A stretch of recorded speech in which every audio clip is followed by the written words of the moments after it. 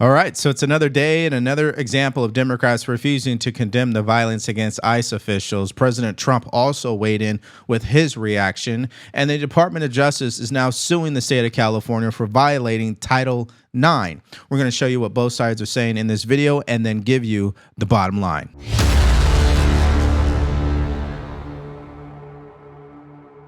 Mayor Bass, this is kind of more of a broader national question. Reports indicate that ICE agents and police officers in Texas have been targeted in ambushes, including in Alvarado, where assailants in tactical gear allegedly lured officers with fireworks before opening fire. Given your strong opposition to federal immigration enforcement actions in Los Angeles, how would you address similar escalations of violence against law enforcement in Texas? And what steps would you propose to prevent such unrest from spreading to Los Angeles, while balancing community safety in your sanctuary city policies? Well, let me just say that the quote-unquote riots that were reported never happened. We did have a couple of incidences of vandalism and looting, but the way it was portrayed nationally was like the whole city was up in flames. The comparison to 1992, which was completely 100% inappropriate. And I think the example that you use, I'm sorry, I'm not familiar with it. It was from some other state. Yes, Texas. Yeah, 11. So I have no idea what happened in Texas. What I do know is what happened in Los Angeles. 11 people were happening in Los Angeles has been completely. Mayor, 11 people were arrested for trying to attack ICE agents and federal law enforcement. So I was just trying to get your perspective on how you're going to contain the situation here in Los Angeles and the unrest. I can't respond in Texas. Okay. Thank you.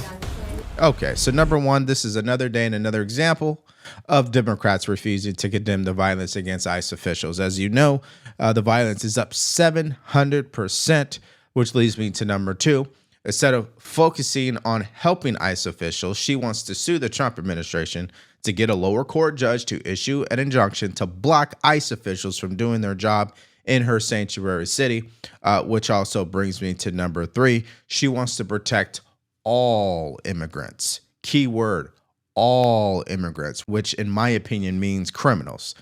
Take a look. Courts we will still go to for a remedy as we are today. It is critical that we use every single venue, every single possibility of seeking justice, and that's what we're doing today. And I do hope that the courts especially issue this injunction and stop this. But one thing about our city, and I say this every time because I think it's so important, our city is definitely united. You don't see dissension here. You see a city that is united because this is who we are. We are a city of immigrants, and we will stand with Angelenos regardless of what country they came from, when they got here, or why they're here. And so with that, I am proud to stand in unity as we file this lawsuit and seek justice, and hopefully that will come in the form of an injunction. Thank you. All right, now before we move even further, if you guys have been getting value from our channel, please like, share, and subscribe. If you want to support us further, go to the link in the description below, buy us a cup of coffee, or shop our merch store. We got multiple new shirt designs. We got I Support ICE. We got MAGA Pack, and we also have Alligator Alcatraz. And all of them you can get with a matching coffee mug as well. And don't forget to follow us on Spotify and Apple Podcasts. Bottom line is, she's not going to find much success with this, but this is their next move. And it's the only thing they can do besides doing their job, which she's not going to do. She claims she wants to keep Angelenos safe, but she allows criminal illegal aliens to reside in her sanctuary city, and she prevents local law enforcement from collaborating with federal authorities to get them out. So how does that make sense exactly? And here's the other question. How does her response when it comes to MacArthur Park make sense? Because we know federal authorities went in there on Monday to sweep the place. She claims the place is safe. They say it's not. Who's telling the truth here? Well, let's first hear her side of the story, and then I'll show you the other side. They've said that MacArthur Park is run by MS-13, that there are gangs, that there's all sorts of problems, drug use there. And you know what? We have a police department. Yeah. We have a police department that is You clearly... think they're doing a good job there, though? I absolutely think they are, and we've been working together along with the council person. These problems can't be solved overnight. The park is in much better situation than it was. We've had a dramatic drop in violent crime. And so what problem were they here to solve? We didn't ask for them to come. Chief McDonald didn't say, hey, we need some help. Nobody asked for their help. So what was the point? Okay, so number one, she's a blatant liar. It's like she took a page out of Gavin Newsom's political book. Just gaslight the people, don't tell the truth, and try to make it sound good, because that's what she's doing. Listen, you don't even have to be involved in politics to know that you're not interested in going to majority of the parks in Los Angeles County, because most of them are not in good condition. Because number one, there's a lot of homeless. Number two, there are people doing drugs there. Three, there are gang activities. I'm not saying 100% of the parks are that way, but most of them are. And this happens to be the park with a long history of having drug and gang issues. So for her to act like it's all good just shows you how disingenuous she is as a leader. Now, to prove my point that she is a liar, because I want to make sure I back up my statements, here is NBC4, local affiliate on the ground there in Los Angeles, did a story last year in 2024 September showing how bad MacArthur Park really is. Take a look. The problems in and around MacArthur Park are getting worse, and those who spend time there every day say they're fed up. Those complaints continue weeks after Langer's Deli threatened to close due to drugs, crime, and other issues. NBC4's Alex Rozier was at the park today. He joins us live on what he heard out there as well. Alex? Colleen and Annabelle, we are live tonight a few blocks from MacArthur Park, as we felt that this is really the closest we can get and report live safely nearby. But today we went into the park and got a close look at a very sad situation. MacArthur Park has the potential to be one of the prettiest parks in the city. But if you visit it today, this is a sampling of what you'll see. This is a forgotten park. Complaints from the community continue weeks after Langer's Deli across the street threatened to close after nearly 80 years in business. I've been complaining about this for ages. Norm Langer blames nearby crime, drug use, and mental illness as a reason he's lost a third of his longtime business. It's somewhat out of control. The park is in Los Angeles Council member Eunices Hernandez district. She said in part, quote, "The challenges facing MacArthur Park are not new, but we are bringing in unprecedented resources to address the decades of neglect that have devastated the area." She later said her office launched a street medicine team and secured $3 million that will help people here who are in need of housing or impacted by substance use. All right. So, one, where did they get the $3 million? Number two, did they actually spend the $3 million? Because we know if you were to do an audit on homelessness in California, they can't tell you where the money went. They can only tell you that it was spent. So, again, this is a complete joke. I had to show you guys that clip because, again, this is happening under Karen Bass, and it shows you how much of a liar she really is, and that she still refuses to condemn the violence against ICE officials, which takes me not only from the state level, but to the federal level with Hakeem Jeffries, was asked the same question about the violence. Here's what he said. Many of your Democratic colleagues are facing angry voters back in their districts. According to Axios, some are even being told they need to be more willing to go out there and get shot when fighting. That was a direct quote, get shot when fighting back against some of Trump's policies. One House Democrat saying, quote, and I'll read it to you, "Our own base is telling us that what we're doing is not good enough. There needs to be blood to grab the attention of the press and the public." How do you respond to that, Leader Jeffries? Are Democrats not meeting the moment, not doing enough to fight these developments? Well, we are in a more is more environment in terms of the unprecedented assault on the American way of life and our country that has been launched by Donald Trump and compliant House Republicans. More speeches, more rallies, more protests, more sit-ins, more press conferences, more town hall meetings in Democratic districts and Republican districts. We're in a more is more environment, and we'll continue to lean in aggressively. Okay, so that's all you need to know about this first story. Democrats refuse to condemn violence against ICE officers. This is not your father or your grandfather's Democrat Party. They are so far gone, it's not even funny at this point. Now, to back up my statement and why this is just getting out of hand, Now you have Senator Booker and Senator Alex Padilla introducing a bill that would require ICE officials to show their ID when they plan to detain someone. Take a look. You have a new bill proposed by two Democrat senators, Booker and Padilla, California and New Jersey, requiring immigration officers to display clear identification while doing law enforcement work. I mean, it's so despicable that they're pretending they don't understand why these guys have to have their faces covered. You have a tweet from Geraldo Rivera, once of Fox News fame, saying it's deeply disturbing to see masked ICE agents sweeping into neighborhoods and parks, seeking anyone with brown skin. Memo to ICE, I don't blame you, I blame your bosses, but note this, a job cannot be honorable if it requires you to hide your face when performing your duty. The faces are hidden so people can't go after their families. Now, the problem with politics is usually logic is not factored in. So logic will tell you the reason why they're doing this, as you just heard, is to protect their families, to protect their identity, because they're dealing with people who are part of the cartel, MS-13, etc., etc.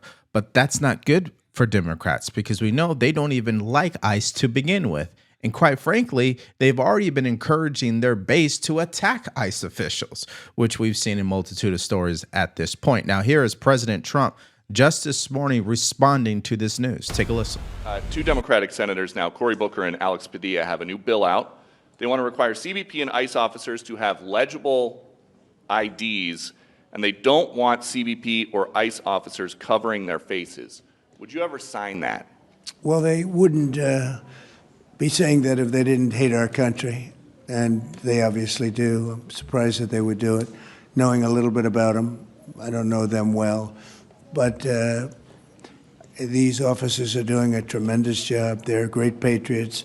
If you expose them because of statements like have been made by Democrats and others on the left, usually, mostly, I think probably exclusively, you put them in great danger, tremendous danger. And it's sort of funny when people picket in front of Columbia, in front of Harvard, and they have masks on, more than masks. I mean, you can't see anything. Nobody complains about that.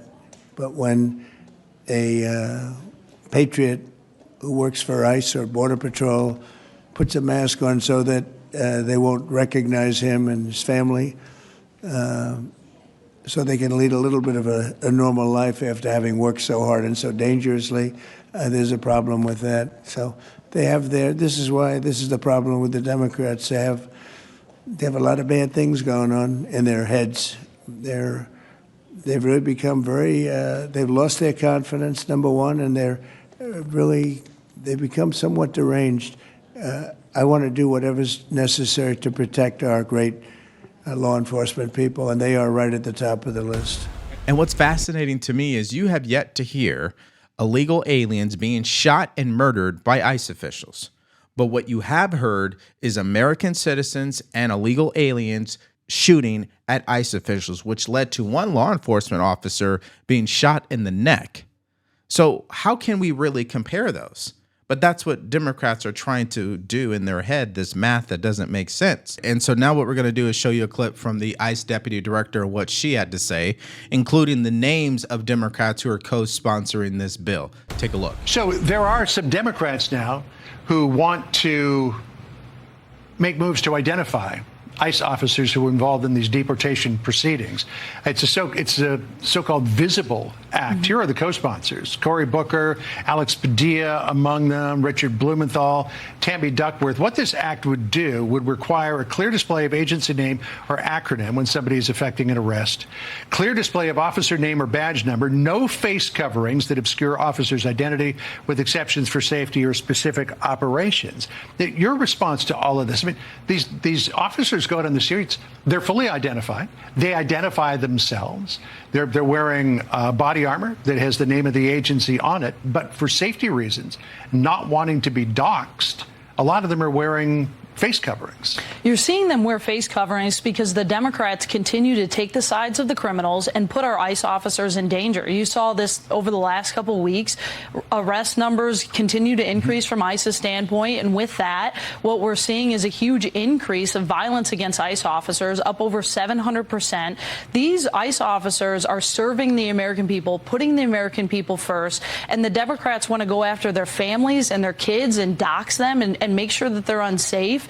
And in reality, they are just enforcing the immigration laws that are on the books in the United States. They are keeping the American people safe. Yeah, at this point, I feel like I sound like a broken record. I'm having to repeat myself constantly as it pertains to this entire debate. And it's fascinating that Democrats themselves have not realized this.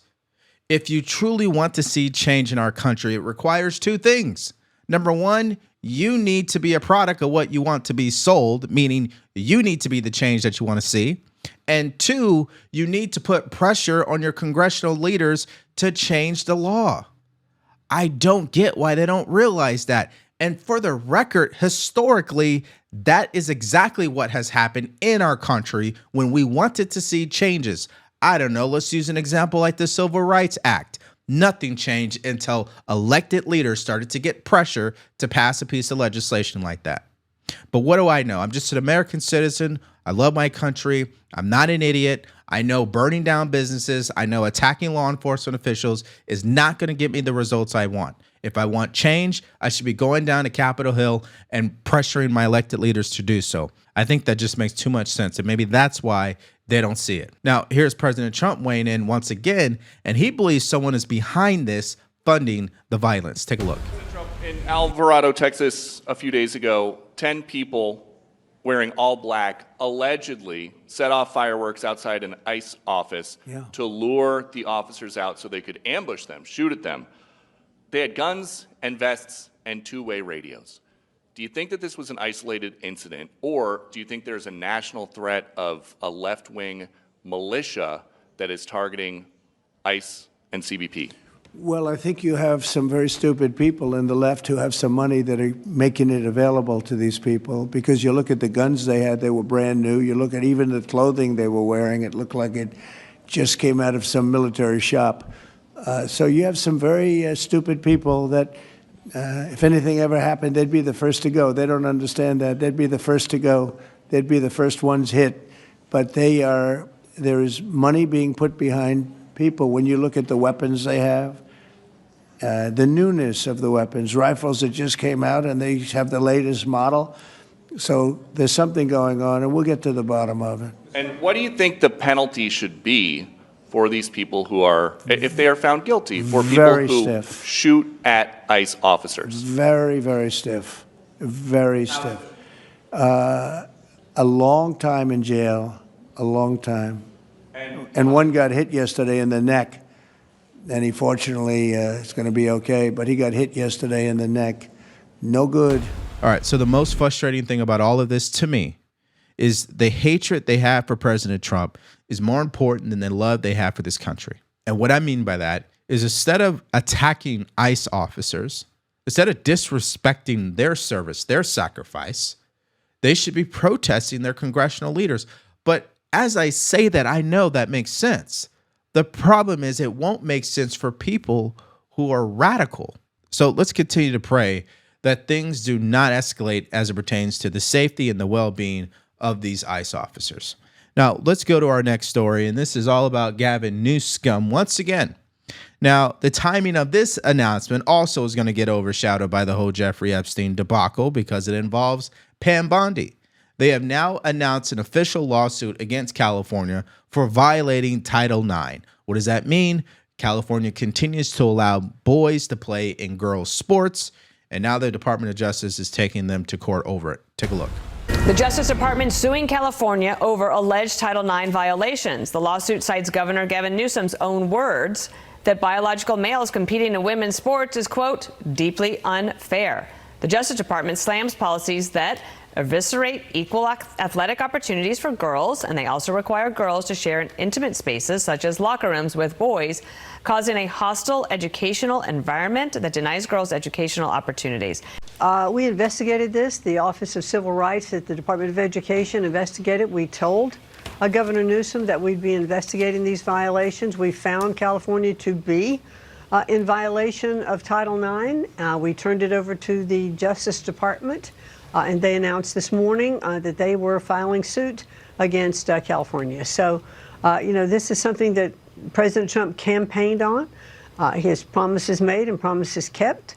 I think it's just, it is just totally unfair to have men competing against women in sports, and also to share their intimate locker facilities, et cetera. And, women fought hard for these rights, and it is the law, and the president means business with it. All right, so for my critical thinkers out there, multiple things can be true about this announcement. Number one, it's exactly what California deserves. They should absolutely lose in court, and boys do not belong in girls' sports. Bottom line. And number two, what is also true, that the Department of Justice, led by Pam Bondi, and their timing of this announcement, once again, is going to be overshadowed by their incompetence surrounding Jeffrey Epstein. And politically, that's just a reality. It's not my opinion. All you have to do is just pay attention to the comment section of every post coming from Pam Bondi. None of them are good. All right. And that leads me to number three. They did put a video together, her and Linda McMahon, and I want you to hear what she had to say. Take a look. Thank you, Secretary McMahon, for all of your hard work. And today, the Department of Justice has filed a lawsuit against California Department of Education and the governing body for women's sports in California. We've made it very clear, only women in women's sports under Title IX. An example in California, a boy who was in track and field. He would have lost every race. Yet in women's sports, he won over 36 medals. Those medals should be returned to the women, as well as no boys will be allowed in women's locker rooms. No longer. We have sued Maine. We're in litigation with Minnesota. We've sent multiple letters. And if you do not comply, you're next. The Department of Education and the Department of Justice, we will protect girls in girls' sports. Yeah, so these states that are run by Democrat governors, they don't care what President Trump has ordered, okay? They hardly respect Title IX. They really wanted to do what Biden was trying to do, which is to change Title IX, but the Supreme Court struck that down. Let's thank common sense on that one. I don't believe this is really going to stop California from doing what California does. They're woke. There's no question. So that leads us to your reaction and thoughts in the comments section below to all of these stories. I mean, let's just first start with this whole Governor Gavin Newsom and continuing to defy Title IX. We know that boys do not belong in girls' sports, but do you really believe that's going to stop him from doing anything about it? Now, secondly, Karen Bass, who is also making a fool of herself. She continues to lie about what's truly happening in Los Angeles, and she cares more about following lockstep with Gavin Newsom than she does actually being the mayor that she was elected to be. Just give me your thoughts about all of these stories in the comments section below. Now, late last night, the Department of Justice made a bombshell announcement. They are now investigating James Comey and John Brennan. This is the former FBI director and former CIA director in regards to the Russia hoax. Now, some people are not buying this announcement because they question the timing of it, given the debacle of Jeffrey Epstein. But we talked about it. So if you guys want to check out that video, more stories from yesterday, all you have to do is click on it because it's coming up right now.